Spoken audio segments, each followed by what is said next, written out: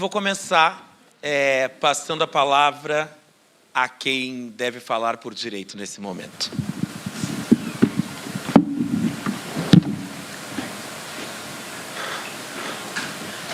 Logo à entrada, ao lado da porta, um outro móvel com guarda-chuvas e capas de chuva, chapéus de todos os tipos, cores e tamanhos, luvas e o que eu mais gostei, um espelho.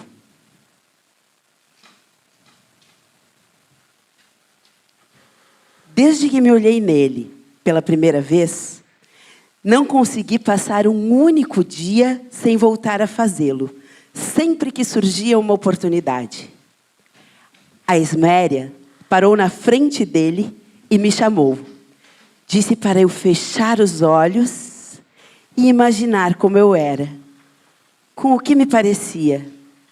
E depois, podia abrir os olhos e o espelho me diria se o que eu tinha imaginado era verdade ou mentira. Eu sabia que tinha a pele escura e o cabelo duro e escuro, mas me imaginava parecida com a Sinhazinha. Quando abri os olhos, não percebi de imediato que eram a minha imagem e a da Esméria paradas na nossa frente. Eu já tinha me visto nas águas de rios e de lagos, mas nunca com tanta nitidez. Só depois que deixei de prestar atenção na menina de olhos arregalados que me encarava e vi a Esméria ao lado dela, tal qual havia de verdade, foi que percebi para que servia o espelho.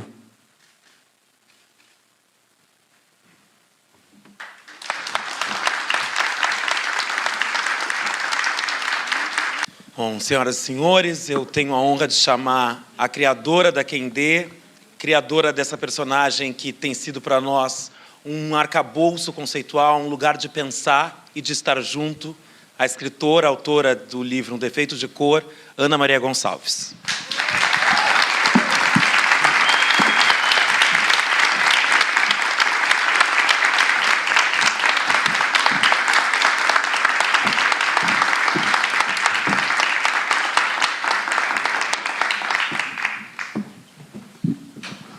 Bem-vinda, Ana Maria. Eu vou apresentar as minhas companheiras de mesa. Bom, ao meu lado eu tenho a Isis Abreu. A Isis é mestranda em História, Teoria e Crítica da Arte pelo Programa de Pós-Graduação em Artes Visuais da URGS, bacharela em História da Arte pela Universidade Federal do Rio Grande do Sul, curadora no Núcleo de Curadoria do Museu de Arte do Rio Grande do Sul, Ado Malagoli, integra o Conselho Curatorial do Museu de Arte do Rio Grande do Sul e pesquisa a representação de sujeitos negros na história da arte do Rio Grande do Sul, realiza palestras utilizando as artes visuais como perspectiva de educação antirracista. A Dede Ricardo, que vocês tiveram o prazer de ouvir, é mulher, negra, mãe, atriz e professora de teatro, formou-se em licenciatura em teatro pela Universidade Estadual do Rio Grande do Sul, é escritora, possui mestrado e é doutoranda em educação na Universidade Federal do Rio Grande do Sul, atriz, integrante da Usina do Trabalho do Ator, grupo que completa em 2019 27 anos de trabalho na capital gaúcha. Atua como professora de teatro no Núcleo de Educação das Relações Étnico-Raciais da Secretaria Municipal de Educação de São Leopoldo, onde desenvolve o projeto O Cultivo de Referências Negras para a Criação Teatral e é integrante do coletivo Atinuqué, que estuda o pensamento das mulheres negras. A Isis e a Dede vão nos acompanhar e fazer um pouco dessa mediação, desse encontro. Eu quero aproveitar a oportunidade, sem me estender muito, aproveitar a oportunidade para agradecer publicamente a Ana Maria por ter nos presenteado há mais de 10 anos já com a Quendê, e que tem sido, de fato, uma seta. Eu tenho chamado dessa forma. A Quendê tem sido uma seta para a Bienal 12, uma seta para pensar a próxima edição, que trata sobre feminino, ações, afetos e visualidades. Muito, muito obrigado, Ana Maria. Obrigado.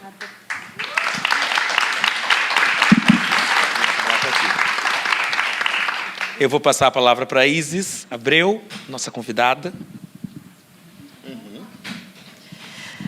Uma boa tarde, boa noite a todos e todas. Primeiro, eu quero agradecer ao convite para esse encontro, agradecer a Bienal do Mercosul, na figura do Igor, agradecer a presença da Dedi, da Ana Maria Gonçalves, por ter nos presenteado com essa obra tão grandiosa que é Um Defeito de Cor. A Kendê, eu queria te fazer uma pergunta primeiro sobre a trajetória profissional, digamos assim, da Kendê. Ela, desde que chega ao Brasil, né, ela começa a trabalhar depois que sai da casa, como negra de ganho, e em todos os empreendimentos que ela se coloca, ela tem muito sucesso. E eu queria que tu falasse um pouco sobre isso. Me parece que faz toda uma cartografia da contribuição da mão negra para a construção da economia desse país e que tem sido negada durante muitos anos, principalmente aqui no Rio Grande do Sul. É uma prática desse Estado negar a contribuição da mão negra para construção da cultura, da economia. Eu queria que tu me falasse um pouco sobre essa trajetória nesses empreendimentos que ela teve, sempre tinha tanto sucesso, mas também pensando na não romantização também, porque a gente tem, por outro lado, a imagem da mulher negra guerreira, da mãe solo, chefe de família, mas sem romantizar isso, porque não é uma coisa que tenha que ser romantizada. Eu queria que tu falasse um pouco sobre isso. Primeiro, boa noite a todas e todos.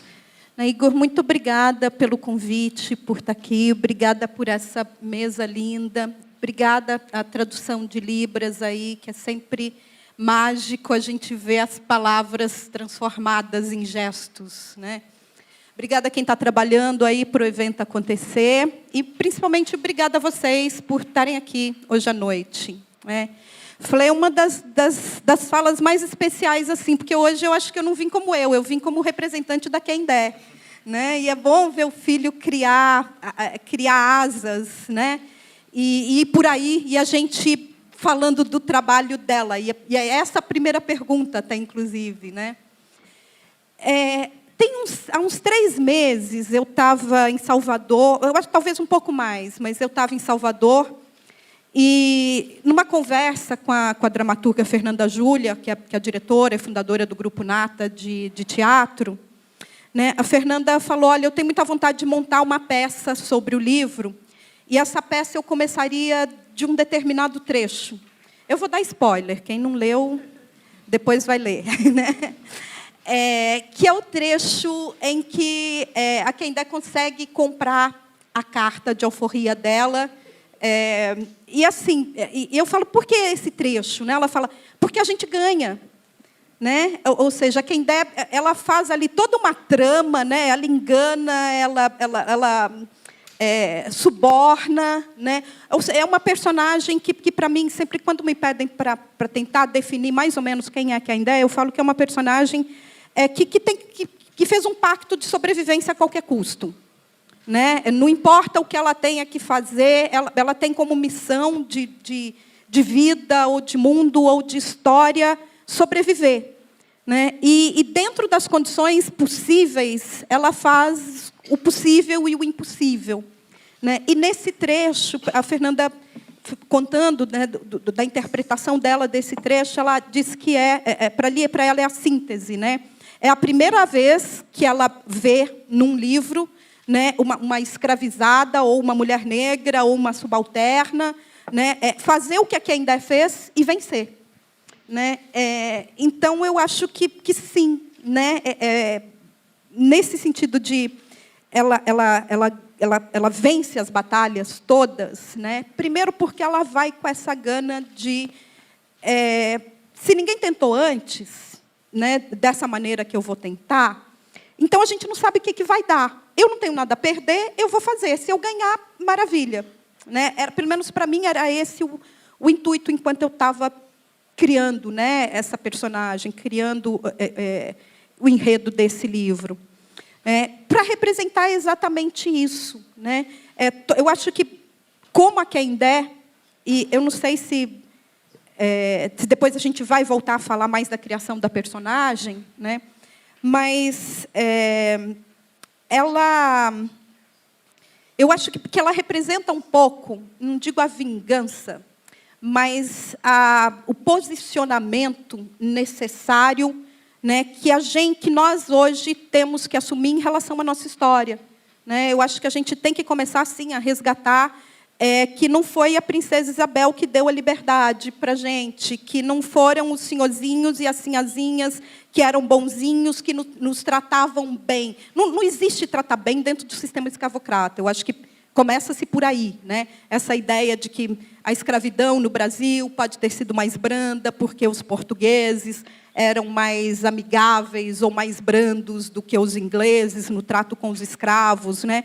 É uma discussão que, para mim, não tem nem pé nem cabeça, se a gente está tratando ali de um sistema escravocrata. Então, a Quendé é essa mulher, né, essa representante, talvez, desses escravizados e dessas escravizadas que viveram ali no tempo dela, que tomaram o destino nas próprias mãos. Né? Ela percebeu desde muito cedo, desde criança, ninguém vai me dar nada de graça, ninguém vai devolver a minha liberdade, ninguém vai devolver a minha identidade, né? E sou eu por eu mesma, ou o meu grupo pelo meu grupo mesmo. Né? E eu acho que a gente tem esse dever histórico, né, de recuperar essa nossa história, recuperar as nossas lutas, recuperar a importância que a resistência dos escravizados tiveram na sua própria libertação.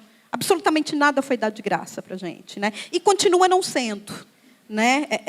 A gente, vocês verem, quem acompanhou, por exemplo, toda a discussão das cotas, né, de volta em 2010, quem acompanhou, por exemplo, a discussão da adoção de Monteiro Lobato nas escolas públicas, né? Ou seja, é a gente lutando pela gente, porque absolutamente não há a necessidade de distribuição de privilégio, né? E privilégio, eu acho que é algo que a gente tem que começar a discutir, principalmente para que as pessoas entendam do que a gente fala quando a gente fala de privilégio. Né? Ela entendeu muito cedo isso, né? Ou seja, o que eu tiver que fazer, eu vou fazer. Porque não existe nenhuma crueldade que eu faça, porque não existe nada, nenhum ato meu que possa vir a ser mais cruel do que o que já cometeram contra mim e continuam cometendo. Né? E eu acho que é esse não é o papel, eu acho que é esse o lugar em que negros e negras nas sociedades que foram tocadas pela escravidão, como é o caso do Brasil, né, tem que ter também.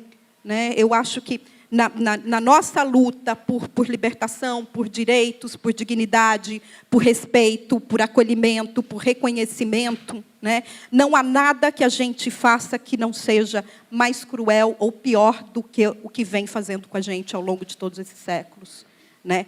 Não só durante o período escravocrata, mas durante todo esse outro período aí, em que não houve um desmonte dessa sociedade. O que a gente tem aí é uma continuidade de um sistema no qual continuamos excluídos, né? Do qual continuamos não tendo os meios ideais para lutar pelo que a gente sonha, né? Pelo que a gente quer, que é nada mais do que a igualdade de condições. Né? E aí eu acho que, não só falando de negros, mas também falando de todos esses grupos minoritários, né? Mulheres, LGBT, marginalizados, os povos de rua, os povos indígenas, então, nem se fala.